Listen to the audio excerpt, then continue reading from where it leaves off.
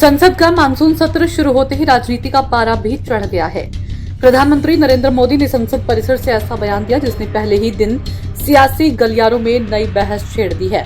आखिर किसे संबोधित करते हुए पीएम ने कहा कि मैं किसी 56 साल के नौजवान की बात नहीं कर रहा हूं। क्या ये विपक्ष पर सीधा हमला था? और संसद सत्र से पहले प्रधानमंत्री ने देश के युवाओं को क्या बड़ा संदेश दिया? आइए जानते हैं पूरी खबर। संसद का मानसून सत्र सोमवार से शुरू हो गया। पहले ही दिन ये साफ संकेत मिल गया है कि सरकार और विपक्ष के बीच कई मुद्दों पर तीखी बहस देखने को मिल सकती है। संसद पहुंचने के बाद प्रधानमंत्री नरेंद्र मोदी ने मीडिया को संबोधित किया और मानसून सत्र को ऐतिहासिक बताते हुए विपक्ष से सदन को सुचारू रूप से चलाने की भी अपील की। प्रधानमंत्री ने कहा कि जैसे मानसून का मौसम खेती के लिए महत्वपूर्ण होता है, वैसे ही मानसून सत्र भी लोकतंत्र के लिए अहम है। उन्होंने कहा कि यदि मानसून भी सक्रिय रहे और संसद भी उत्पादक ढंग से चले तो इसका लाभ पूरे देश को मिलेगा। अपने संबोधन के दौरान प्रधानमंत्री मोदी ने पिछले एक महीने में भारत की विभिन्न उपलब्धियों का भी उल्लेख किया। उन्होंने कहा कि देश ने राष्ट्रीय और अंतर्राष्ट्रीय स्तर पर कई महत्वपूर्ण सफलताएं हासिल की हैं और अंतरिक्ष के क्षेत्र में भी भारत ने नए कीर्तिमान स्थापित किए हैं। पीएम मोदी ने कहा कि हाल ही में भारतीय युवाओं के नेतृत्व वाले एक स्टार्टअप ने ऐसी उपलब्धि हासिल की जिसे दुनिया के बहुत कम देश हासिल कर पाए हैं। उन्होंने कहा कि केवल एक तकनीकी सफलता नहीं बल्कि भारत के युवाओं की असीम क्षमता और आत्मविश्वास का प्रतीक है।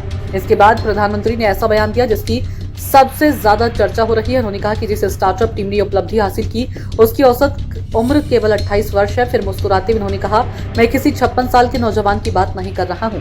हालांकि प्रधानमंत्री ने किसी नेता का नाम नहीं लिया, लेकिन उनके इस बयान को लेकर राजनीतिक चर्चाएं तेज हो गई है। राजनीतिक विश्लेषक इसे लोकसभा में विपक्ष के नेता राहुल गांधी पर अप्रत्यक्ष तंज के रूप में देख रहे हैं।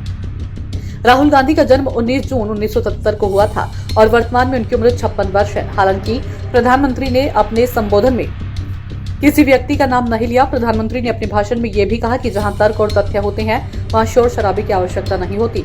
उन्होंने विपक्ष से आग्रह किया कि सदन में तथ्य और सकारात्मक चर्चा के माध्यम से लोकतंत्र को मजबूत बनाया जाए। अपने संबोधन में प्रधानमंत्री ने भारत की आर्थिक मजबूती का भी उल्लेख किया। उन्होंने कहा कि पश्चिम एशिया में जारी संघर्ष और वैश्विक अस्थिरता के बावजूद भारत ने मजबूत आर्थिक प्रदर्शन किया है। ऊर्जा आपूर्ति से जुड़े वैश्विक संकटों के बीच भी देश ने विकास की गति बनाए रखी और दुनिया की सबसे तेजी से बढ़ती अर्थव्यवस्थाओं में अपनी स्थिति मजबूत की है। प्रधानमंत्री ने हाल के वर्षों में देश में शुरू हुई कई बड़ी परियोजनाओं का भी जिक्र किया। उन्होंने राजस्थान की नई ऑयल रिफाइनरी, देश के तीसरे सेमीकंडक्टर प्लांट और ग्रीन हाइड्रोजन से चलने वाली ट्रेन को भारत की आत्मनिर्भरता की दिशा में महत्वपूर्ण कदम बताया। उन्होंने कहा कि भारत अब आधुनिक तकनीक और नवाचार के क्षेत्र में तेजी से आगे बढ़ रहा है। उधर संसद के मानसून सत्र में विपक्ष कई मुद्दों पर सरकार को घेरने की तैयारी कर चुका है। ऐसे में पहले ही दिन प्रधानमंत्री के बयान ने राजनीतिक माहौल को और ज्यादा गर्मा दिया। कुल मिलाकर संसद के पहले दिन प्रधानमंत्री नरेंद्र मोदी का संबोधन केवल सरकार की उपलब्धियों तक सीमित नहीं रहा, बल्कि उसमें युवाओं के लिए प्रेरक संदेश, विपक्ष के लिए राजनीतिक संकेत और देश की आर्थिक तथा तकनीकी प्रगति का विस्तृत उल्लेख भी देखने को मिला। अब देखना होगा कि आने वाले दिनों में मानसून सत्र मुद्दों पर केंद्रित रहेगा या फिर राजनीतिक बयानबाजी और आरोप प्रत्यारोप की सदन की कार्रवाई पर हावी रहेगी।